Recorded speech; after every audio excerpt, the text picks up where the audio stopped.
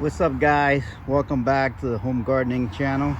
Just wanted to do a quick video to kind of start the conversation and ask you guys if you're growing any veggies or any fruits, or if you have plans to start growing some in the upcoming season.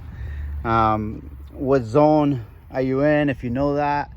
And just to share information.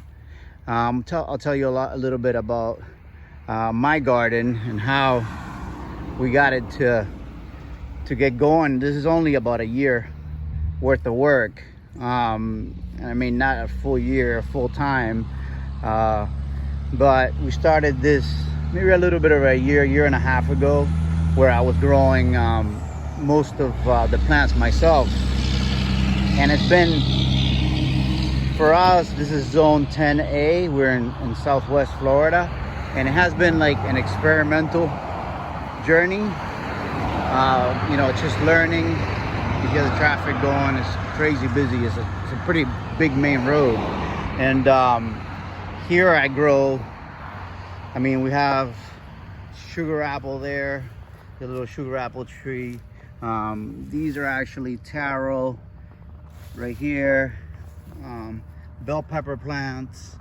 We got sugar cane right there in the middle. This is actually what the sugar cane, the plant that produces sugar. And I have another one, another plant, huge plant in the back. This is a pear tree that we tried to see if it would grow this far south, and so far it looks like it's not gonna make it. It's just kind of, I'm really surprised that it's gotten to get this big, and we're at the end of July and it's still alive. So, but that's a pear tree. All of this is taro. We have Thai chili peppers, more bell peppers. Over there we got like moringa, banana, ghost peppers, scotch bonnets, more taro, passion fruit, eggplant. Over here, this whole fence line is pigeon peas. So if we needed to just survive, there was absolutely zero food, we could literally live off of just the peas that this plant produces and water for years. So basically it's safety, in food. I'll show you guys some more here. We have, this is a dwarf banana. We got figs, our fig tree for the first time. This is a young tree, it's only a year old, and it's got figs. So I think that figs here are gonna be ready for winter, I imagine. We just got done with mango season. We had crazy amounts of mangoes. I even have coffee. This is Arabica Coffee. This is what the plant looks like. And here's another one. And we used to roast our own coffee when I lived in Cuba. My dad did it. And we pretty much know the technique. So once that produces coffee, we'll actually be able to be self-sustainable with the coffee.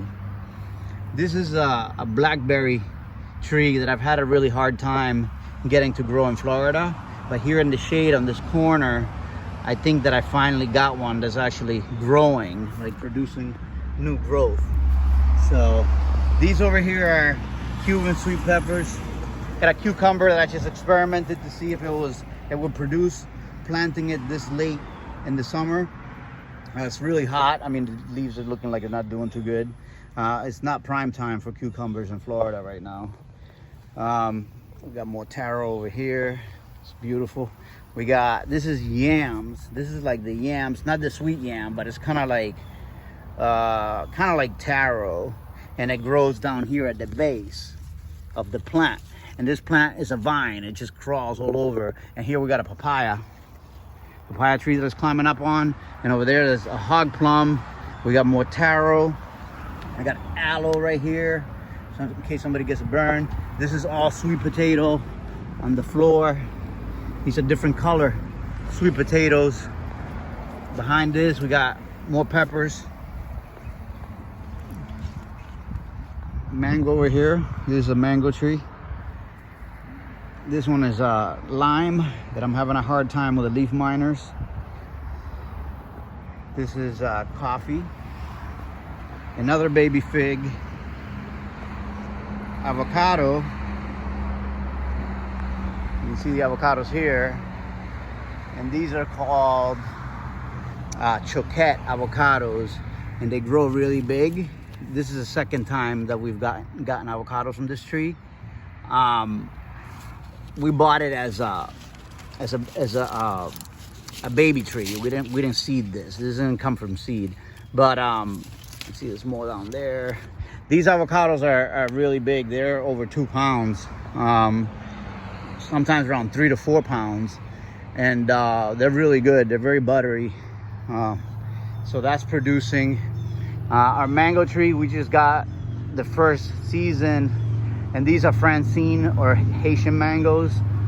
I'm trying to do over here, I'm trying to create a second tree from this branch by air layering. So basically this is potting soil with water inside here, and it keeps moisture, and you clean the bark of the plant and wrap this around it and just leave it there, and this will grow roots over here. And then you cut it, you got another mango tree of the same variety. You got a clone of the same variety. So this mango produces a mango called Francine or Haitian mango. It's huge.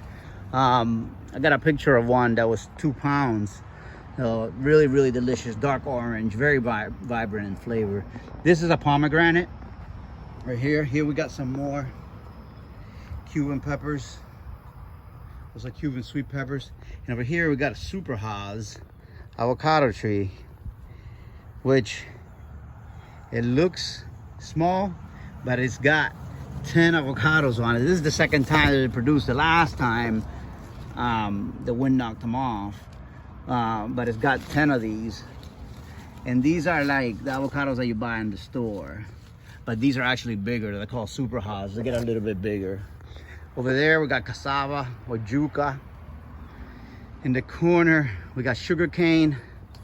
And then over there, all the way in that corner, we have lemongrass. This right here is another papaya. We got 2 papayas, 3 papayas, 4 papayas here in this corner. And then a bunch of Cuban peppers. And this is ginger. This is all ginger. There at the root is where you get the ginger from. Back here, these are all Thai chilies. And in the summertime it gets too hot here in Florida, so they lose their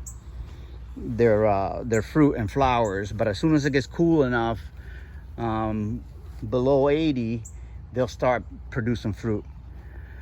This is sugar cane. I think I already said that. I got a whole wall of taro back here, and then down here this is sweet potato. Yeah, more sweet potato. This is guava. This is a guava fruit.